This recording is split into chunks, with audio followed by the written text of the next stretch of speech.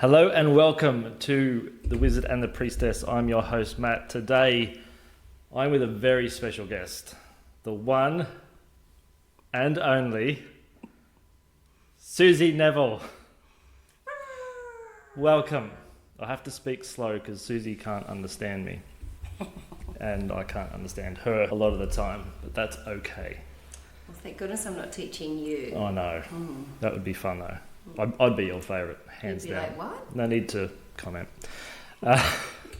So, to give the listeners a sense of who you are, do you mind sharing a bit of your background, where you studied, and what was the driver behind you studying physiotherapy? Well, primarily it was a lot of injuries doing a sport that where I crashed a lot. I did trampolining for years and I played badminton, and so I was constantly at the physio. But also I was at a physio that really kind of hurt me. Yeah, right. Yeah, I remember being put on a mechanical traction unit for my neck, and I had such a bad headache afterwards that it made me throw up. How old were you when this happened? I would have been like 14 or 15 maybe. Okay. Yep. Maybe younger. I can't remember, but around then. So weirdly, even after having that issue with that reaction to the treatment, I decided that, because I'd experienced physiotherapy, that would be what I'd do. It wasn't that it was a love of mine, but it was, it was just something that I'd learned about with my sports, and I was always playing sport. So I was always running around, biking everywhere, or playing cricket, or playing badminton, or competing in trampolining. And trampolining was a 5 to 6 sort of times a week trainings, so it was very full on.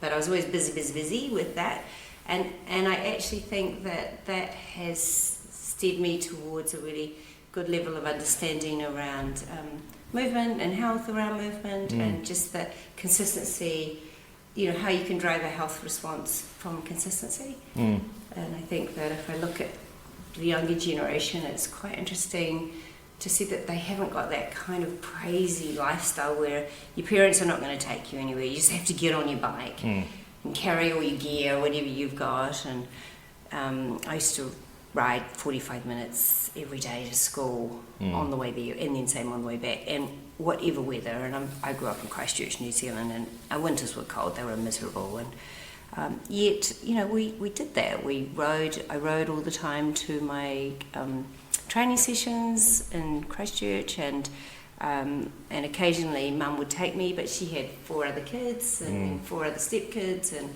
so So how many in your family? How many in my family? Did you grow up with? 4 of us. 4. And I'm number 2, but there were 4 stepkids that came in around when I was 14, and they were all quite equal in age to each one of us. Yeah. So we would have the best backyard cricket games. I can imagine. Oh my God, we had so much fun. Hours on playing cricket. What are you a bowler or a batter? I'm a batter and a fast bowler. Fast bowler? And lead batter. A lead batter. Is that what you call it? Sure.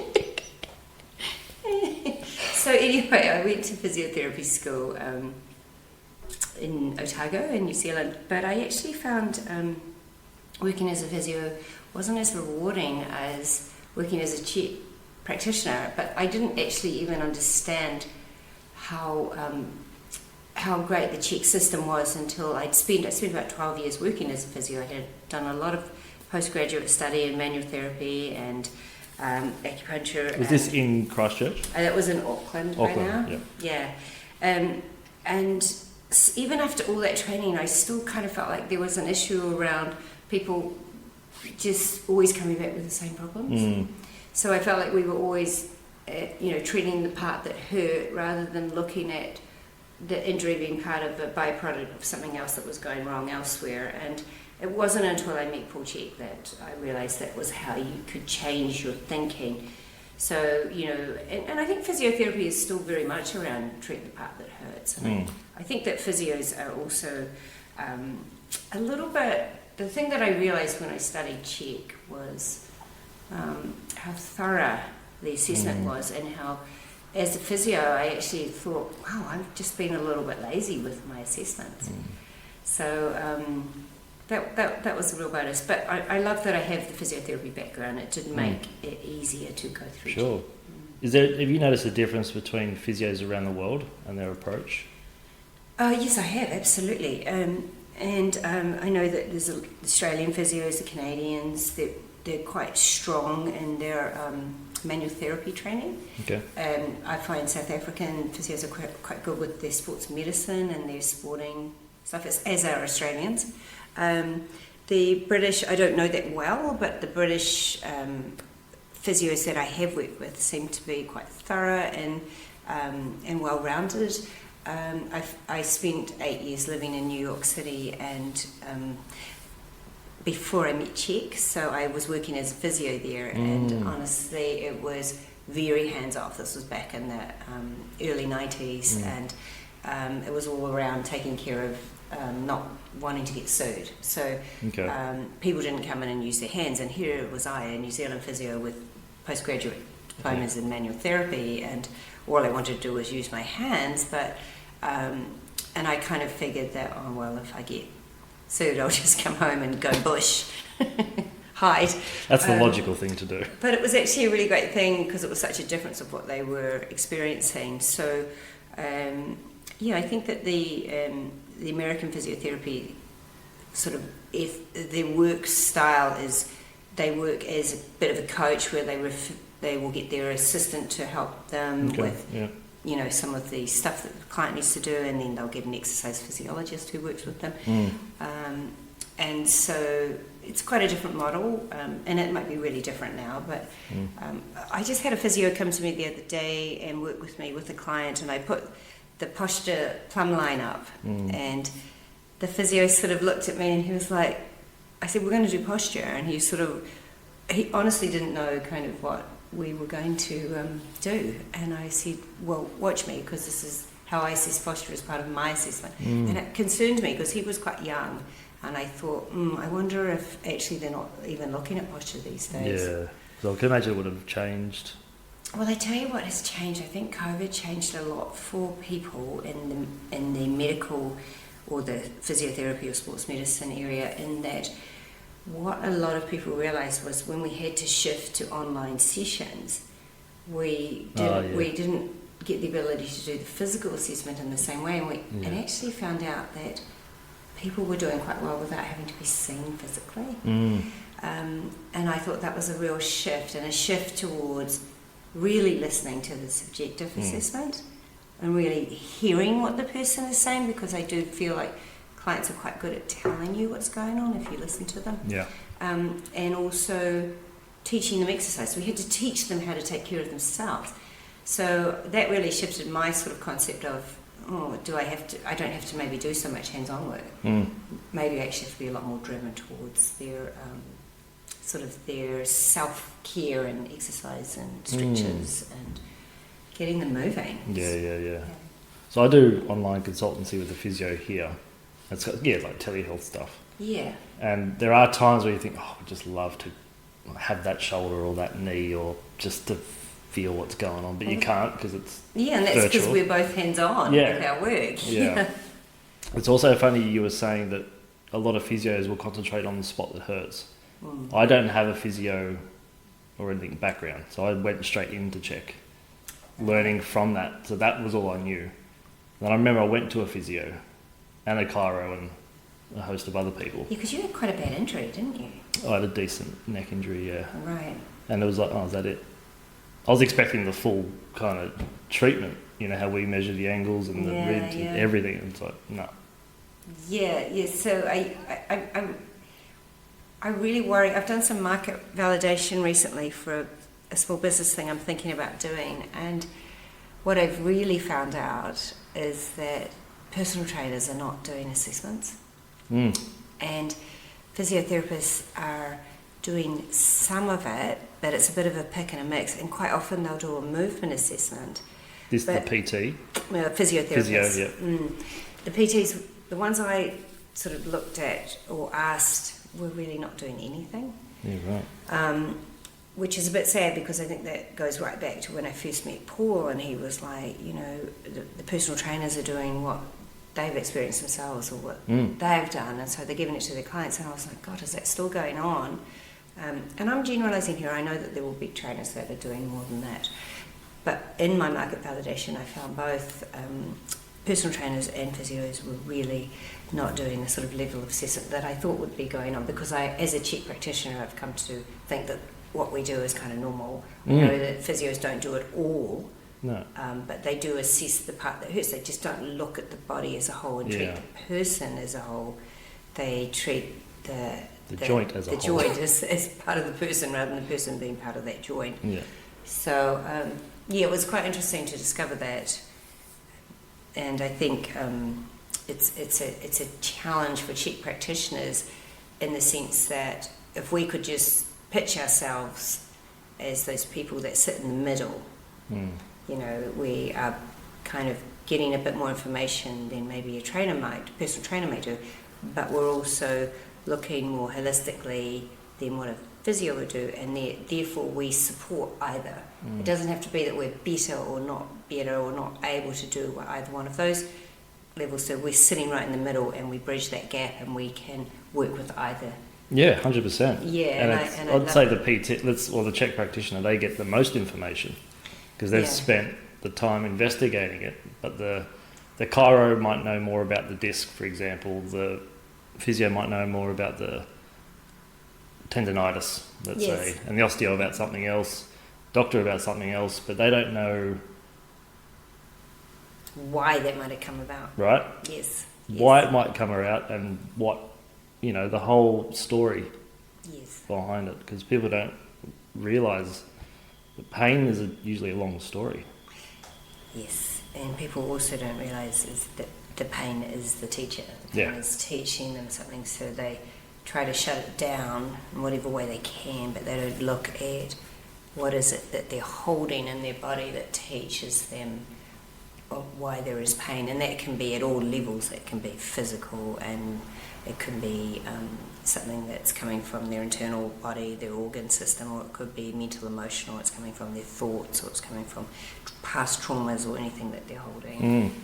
Which I know that you are I can go on a massive tangent with that. Massive tangent. We'll go. How about we go on a massive tangent?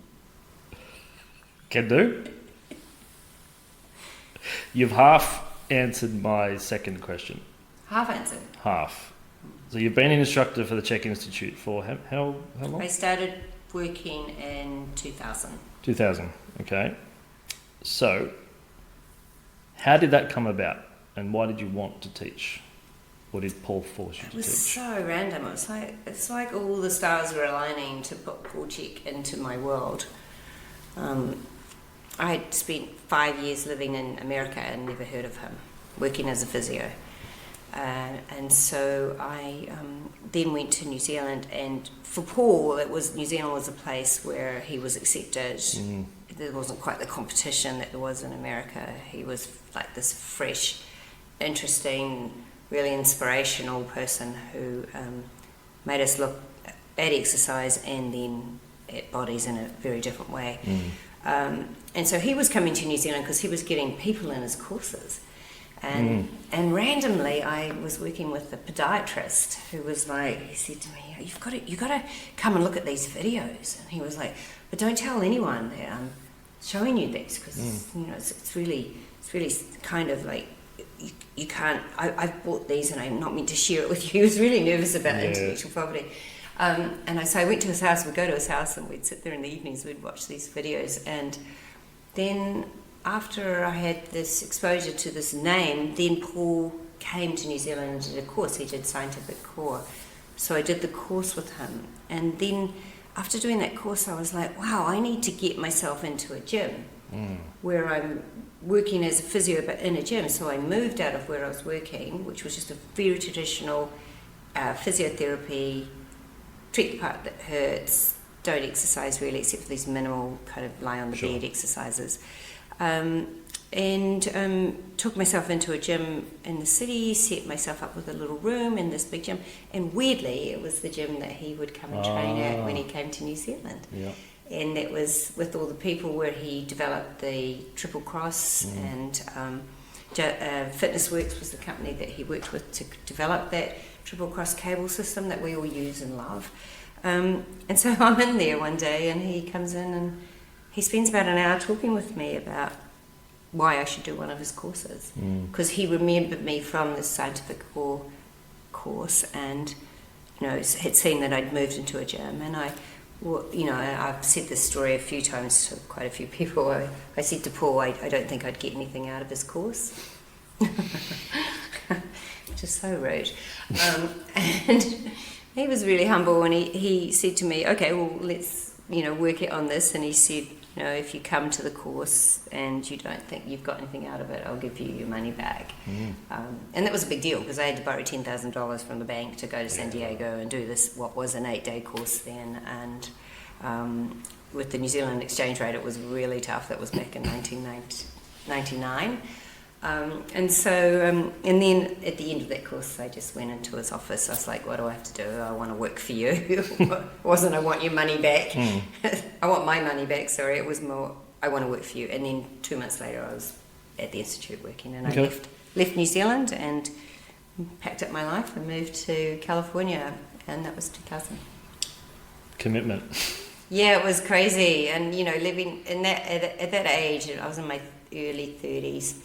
At that age, you really leave your friends, and it was tough because it's hard to make a new group and a new tribe.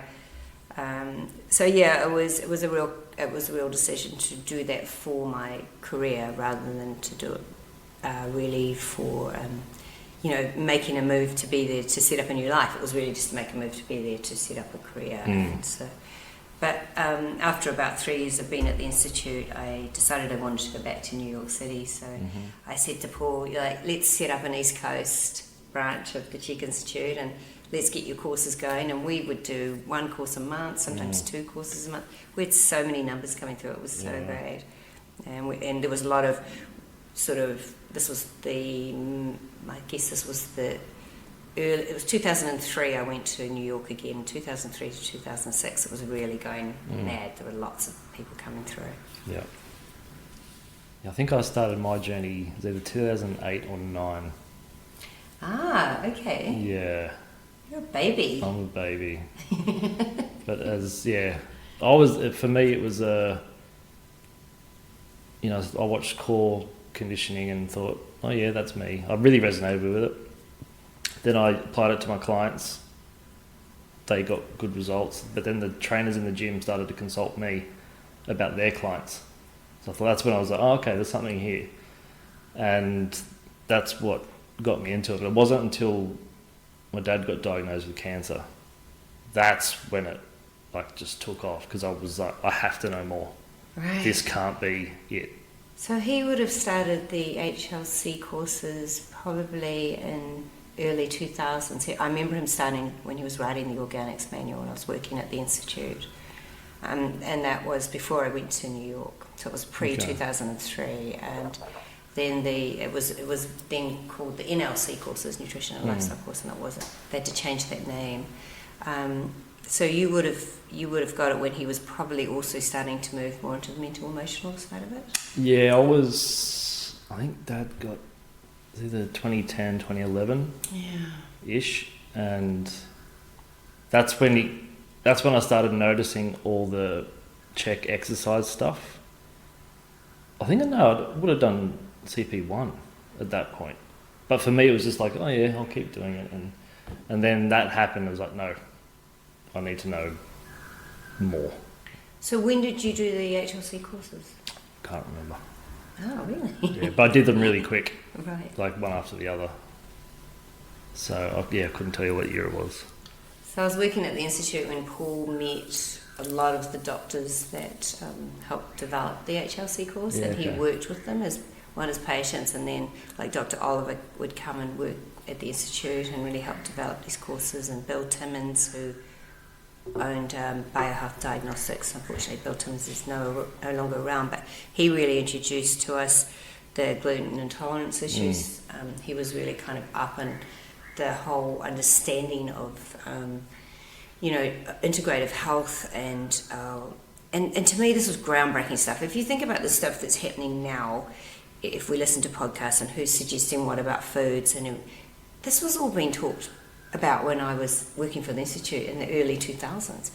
And so Paul managed to gather himself around these incredible people who allowed those courses to come together. And you know, so they've been doing it for long enough now that it really is, when we hear these podcasts of, you know, Andrew Huberman or Peter Attia or Rhonda Patrick, or, you know, these amazing people that we're learning so much from, and I listen to it and I'm like, yeah, I know that.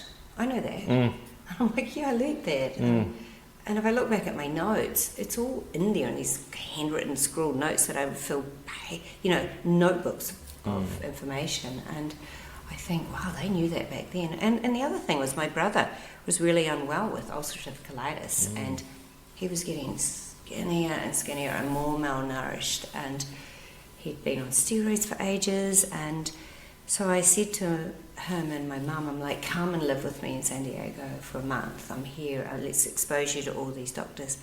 And he had such a huge turnaround with it. You know, he wasn't able to hold a relationship. He just didn't have any sense of the future, really. And I was really concerned for him. He wasn't able to, you know, even control his bowels, really. And so...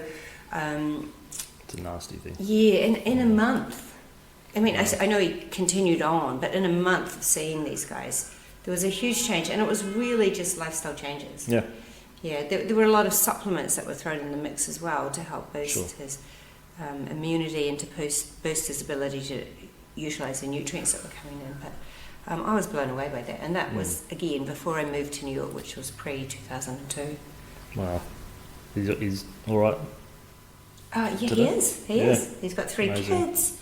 Beautiful marriage, working hard. It's like, wow, when I think back to what was happening there, and I'm like, we're so lucky to have him. Yeah. Okay. I've been trying to figure out how to ask this question. If not, I can just edit it. But I do it right. I don't think I can help you with this one. So, studying the Chek system, it's fair to say there's a few assessments that we teach. Yeah. Just a few. Like, I know level 1 there's, I think, 10. Okay. Level 2, there's like 36 or something like that. Level 3, which we just finished. I've never counted them. We just finished level 3. Yes. We just finished level 3. So how do you find the students interpret the information? So I think that typically the Chek courses are really loaded with lots and lots of information, and they have to come away and learn how to put the battery of tests together. Quite often in the early days I see them trying to work out what this test means and how do I work with this test, and then this test means this. So classically the first levels are teaching posture assessment, they're teaching curvatures of your spine, positions of faulty head position, faulty upper back position, faulty lumbar position, pelvic tilt, and they learn what neutral and normal static posture should be, plus core function, abdominal testing to see if the abdominals are working in a balanced way, or if they're, you know, like some of them are shut down or some of them are overactive. So they learn all that first, and then they start learning the link tension assessment, which is in effect a muscle balance assessment. And that becomes, now that they can see and they've understood the static posture, and then now they look at the muscle length as to why it might be pulling them into a direction. So you're slowly progressing through learning of what the numbers mean, and then when you look at static posture, you're like, oh, that shoulder is in a weird position, what could be driving that? And then we take them into the next level and we teach them, well, these are the muscles that are driving it. And what you see in the posture is now backed up by those assessments on muscle balance. Then we also look at how people start to move, and we assess their ability to like compound movement patterns that you would do in a gym, or and they're called primal movement patterns, which are really related to the movement patterns that you do in life. So it's a sit to stand, it's a bend, it's a twist, it's a pull, it's a push, it's looking at how you walk, and looking at how you lunge and step up and do single leg work.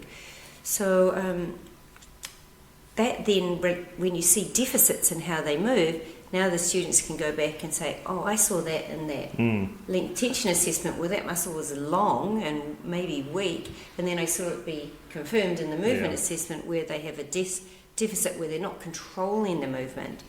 And now you're like, oh, that backs that up. So each level is backing up this testing on the other levels. Yeah. But what happens is you get this huge battery of tests, and learning to interpret it is the hardest thing.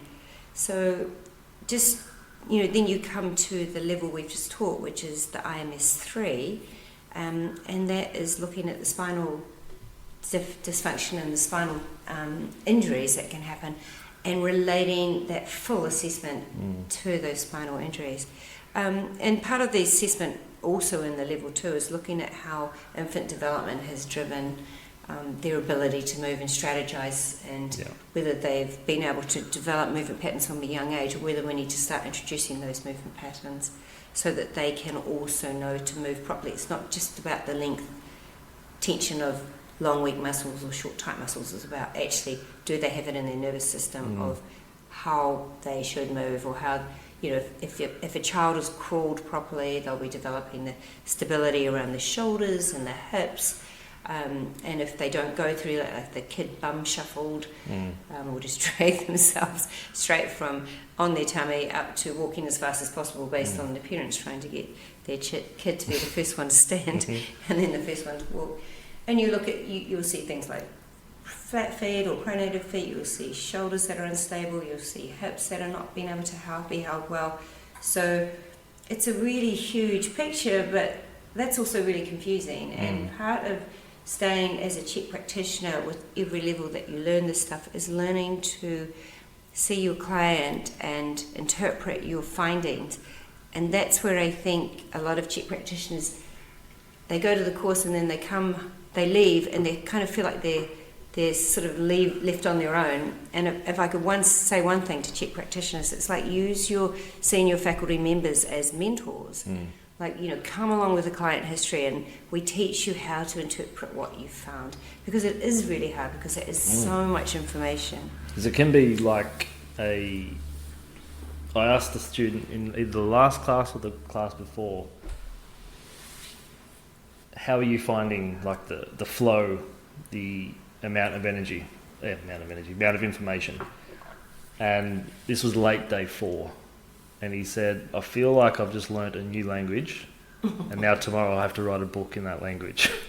Oh, wow, that's such a good analogy. So I thought that was kind of really eye-opening. And I said, would you change anything?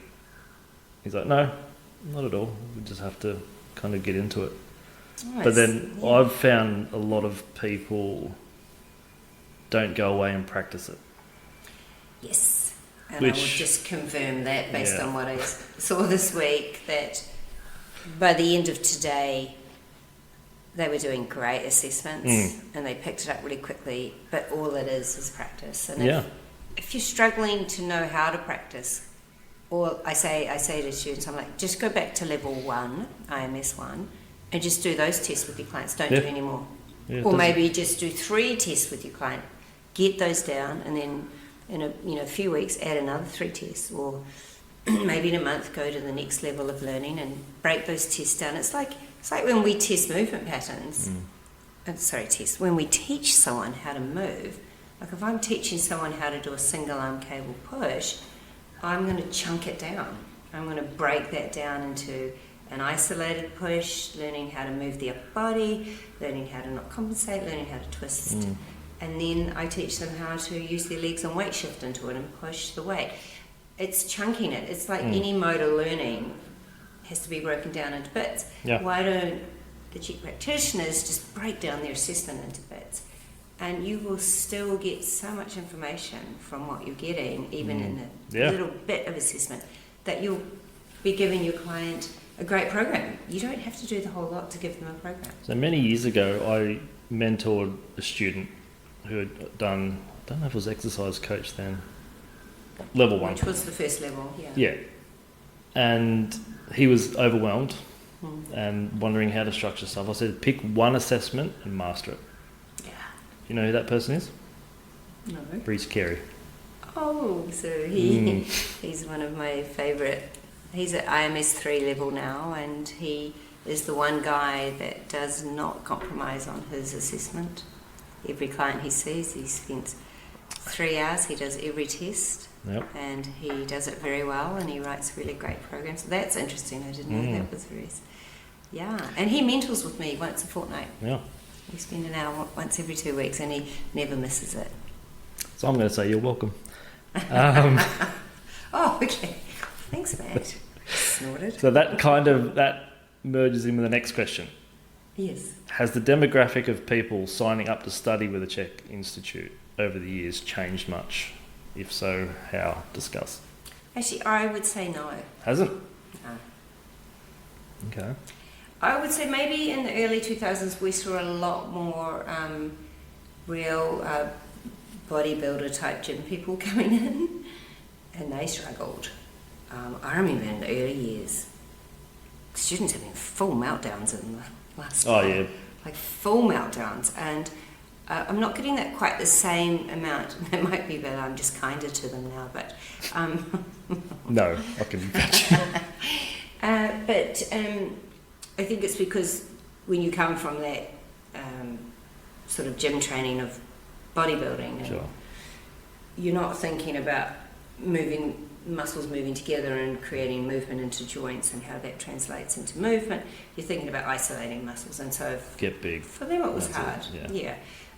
So I'm seeing a lot less of that, and I also see that the people that come to the higher levels are in a different state of health because they also have to go through the holistic lifestyle coaching courses at the same time as they go through the IMS courses, the integrated movement science courses. So if they're backing those two up, they are learning about taking care of themselves, and as they get better at taking care of themselves in a holistic lifestyle way with the foundations of sleep and food and movement and breathing and hydration and thoughts and working with their community, then they actually have a better ability to take on all that huge amount of information. So I like how that's working. As far as age goes or the type of person that comes in, it's always been quite mixed, and we still have that. And we're still getting people that are coming out of other professions and completely changing. Yeah, I see a lot of people wanting to transition. I'm mostly teaching the higher levels now, so you probably see a little more of the lower levels coming in. What are they? Has that changed? Has that demographic changed? I just remember my journey going through levels 1 and 2 for me were very PT based. I get the IMS and the CP. CP2, which is now IMS 3. I actually did that with Angie, that class. Chek. Yeah. Wow, okay. That was like you're knocking on the door of becoming the therapist from the trainer. That's how I saw it. Right. Then level CP3, IMS 4. That was the step up. When the dad thing happened, that's where I wanted to get to straight away. That's what I just saw. And then, level 5 is... So you at the lower levels, you see mostly personal trainers, not medical people? No, when I did level 1, like the lower levels. Right. There was always one token physio or chiro or... Yeah, see, I think that's still the same. Yeah, I think maybe last 2 there hasn't been for me. But outside that... You've had more medical professionals? No, coming. the opposite. There have been plumbers and electricians and... Yes, definitely seen that. Okay, I guess in the early days there weren't as many people changing the profession totally, but I have to say when I was teaching back in Sydney, when Place of Cheer was open, that would have been 2010, 11, 12 -ish. Yeah, maybe then. I remember seeing there were 3 people in the class that had come from a completely different industry, and it was tough because they did not speak the language. But they did it, and I still keep in touch with those people. So, cool. But it was hard for them, but they did it. Yeah, right. Yes. I forgot my next question. I can edit this out too. It's fine. I probably won't. Fucking useless. Interpreting, I think we probably need to. Yes. Okay, so outside the Chek world, well, in this class, you mentioned something about gathering client history. And I can only, it just reminded me of a conversation I had last week with a patient who basically said, no, pretty boring history, blah, blah. And I'm like, when people come in to see me, I want to know if you twisted your ankle when you were 3. I want to know everything. He said, no, not a lot happened. Working away. And then he's like, are you sure nothing's happened around here? Oh yeah, there was that time I blew myself up. Or something completely crazy that's happened to them in their life, like something majorly traumatic. If someone was going to see physio-chiro doctor, or they are, why does the practitioner need to know that? Well, this goes back to the whole thing about the body is a system of systems. So if we don't look at potential old injuries that could still be creating movement faults, or potential illnesses that people have had, that could change how the organ is. So organs will influence the musculoskeletal system, so viscerosomatic reflex. I have heard that. Yeah. So it's really, really important to know everything, because people come to you thinking that you're a physical practitioner, or as a physio, that I'm just a physio, and all that they need to tell me is about their actual physical injuries, and they forget to mention that they've had metastatic cancer, or they forget to tell me that when I turn them over and I see the scar that runs right down the central midline, that they've had, open heart surgery, or they've had, a thoracotomy and they've opened up the ribs. They just forget about these big things that really drive part of the whole picture. And people have to be able to speak that story, because if you think about the emotions that come and react with a physical injury, you know that there's going to be something held in there, and if you haven't checked that old physical injury is now totally cleared, and there's still something holding that could be emotional, that could be just structural, you will see conversations further up the chain, and you'll be like, why can't I make a difference to this person? Why can't they improve in how they move, or how that they function in their day? Because you've only really, addressed half the picture. You've got all those old injuries. We make people fill out a body chart, and we say, put in red all the active injuries that are current now, but put in blue all the old ones, and write down when it happened. There's real developmental phases of growth in your mental, emotional sort of energetic system. And if you have an injury at a certain age, it can speak to a potential emotional developmental issue that might have been halted by that injury, or did a trauma happen because of an emotional issue, and that affects that part of the body. There's a real emotional anatomy. The anatomy of the body relates to emotions, just like the anatomy of the body relates to organs. If you've got an organ, for example, your right liver, put your hand right where that right liver is, and know that maybe there's going to be a structural problem. Right there is the obliques, there's the diaphragm. You've got some of the muscles of the lat around there as well, the thoracolumbar fascia, and there you've got movement dysfunctions in the some of the main, muscles that keep you alive, the diaphragm. You've got muscles that rotate you, muscles that pull you, and that organ can influence those, the function of those. So you've got the emotions driving that area, and that area is related to energy around something that might have happened in your, 14 to 21 years of age, or even in the chest, 21 to 27 years of age, and there are issues that come in the upper abdominal region that can be around personal power, self-will, self-esteem, and then up top the issues around in the lungs and the chest around giving and receiving love and relationship. And also if you think about the abdominal or the digestive system, is supplied by the nerves that come off the very base of the thoracic spine and the up top of the lumbar spine, and they're, the iliohypogastric and ilioinguinal nerves feed into the gut, but they also feed into the abdominals and the lower abdominals, and the colon can be affected. You probably know that better than me. But there's the connection. It's also system of systems. You've got to see this body as a cybernetic system. You can't have one part of that system breaking down and not look at all the factors behind what drives that, and that becomes physical, nutritional, visceral, organ, hormonal related, and emotional as well. And I know that you're the master in that.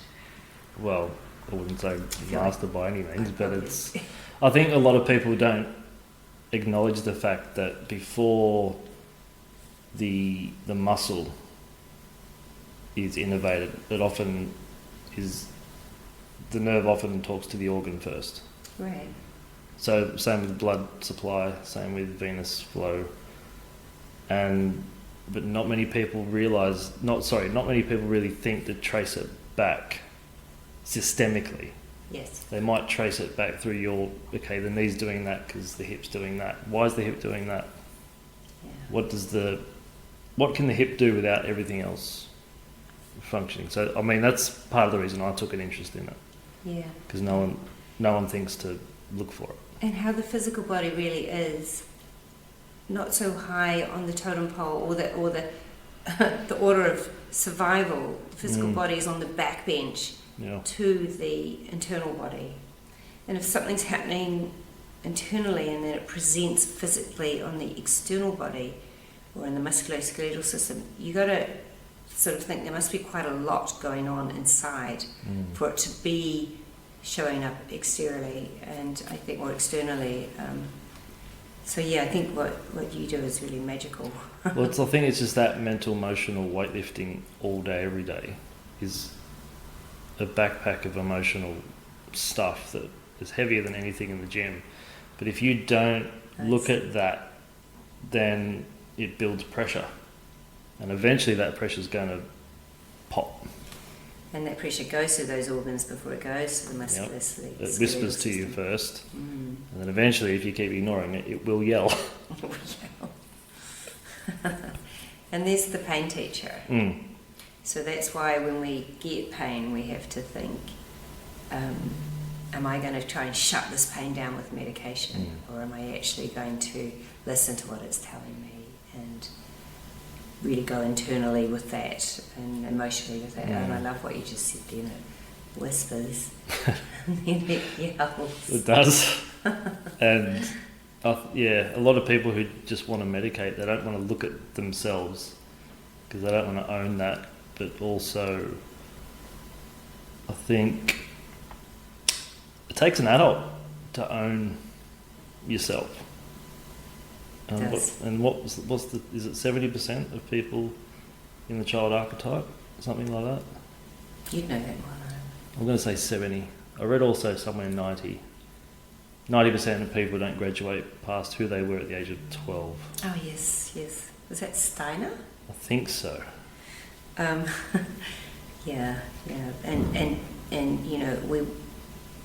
we want to be masterful in our body. We want our bodies to function at a level, but we're not going to be masterful in our approach to our body. No. And ultimately health. So many people are like, God, you're so lucky you're healthy. I'm like, dude, if only you understood how much work this takes. It's not, once you get to a level of health, it does ease off in the sense of work, but your maintenance is never ending. And if you stop trying to be masterful, and if you stop really taking care of yourself, things will always start whispering and then yelling, because it is a work or a job that doesn't go away ever. No, and I think that's why I wrote my second book, because when you get the diagnosis, the dysbulge, the gut thing, pick your label, that's really that's the symptom. The real diagnosis is what you've been eating and how long have you been eating it. When have you been eating it? The stress of life, poorly designed exercise program, likely dehydration, relationships. Yeah. That's the diagnosis.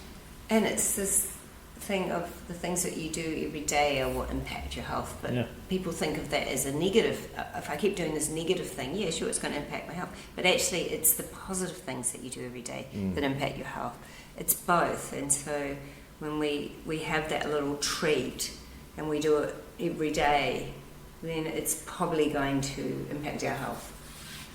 Well, everything does, right? And I think a lot of us, I don't know about you, I seem to come across a lot of people who are always trying to heal something. It's like they've convinced themselves they're trying to heal something all the time. So many people that are really health conscious. But I would argue too much. Yes, I would agree. Totally agree. And I see it with a lot of Chek practitioners actually. Yeah. Yes. It's like the pendulum goes too far. So it just keeps going. Yeah.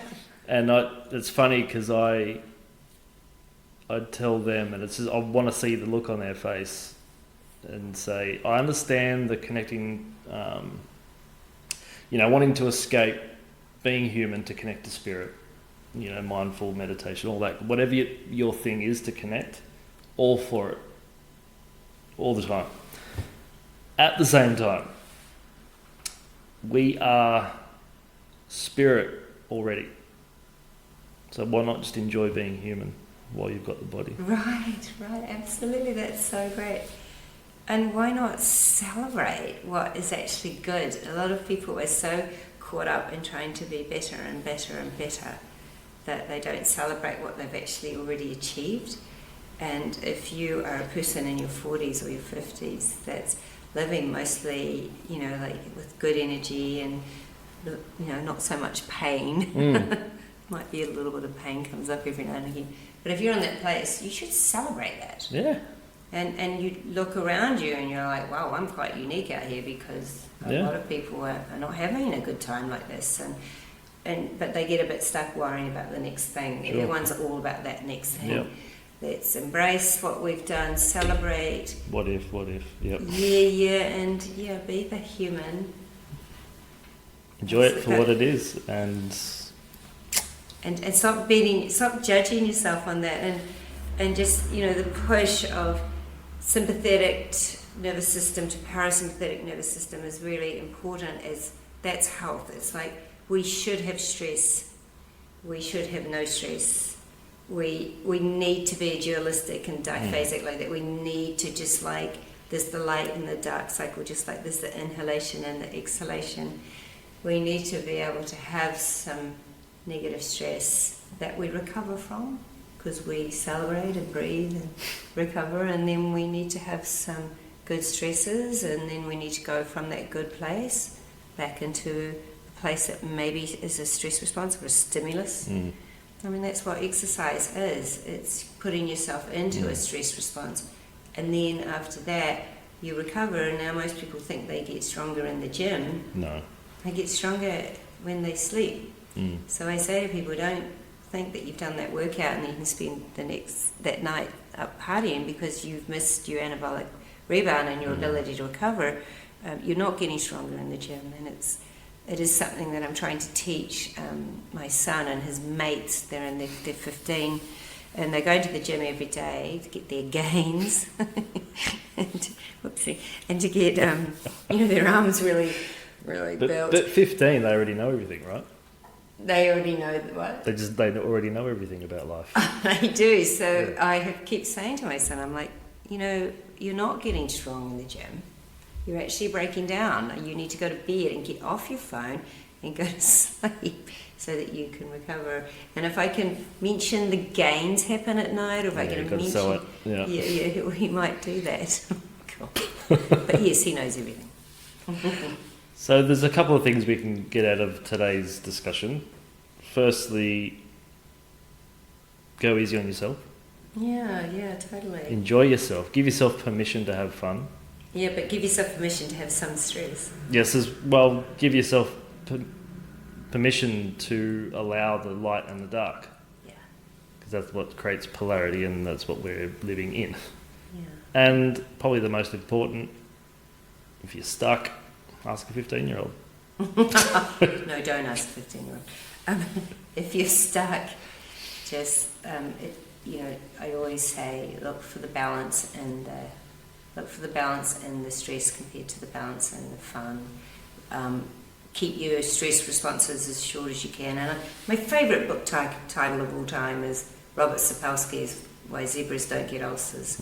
I mean, they either survive the chase and rest and recover, and they don't hold on to that stress. No, they literally shake it off. Forgotten it, or they get eaten. And in which case they don't have to worry about it anymore. They don't have to worry, because now they're spirit. Well, thank you, Susie. It's always a pleasure to have you here. Thank you for having me. It's been a great week. Been awesome having you here. And thank you for listening. We'll see you next week. Yeah. Have a good week. Bis später.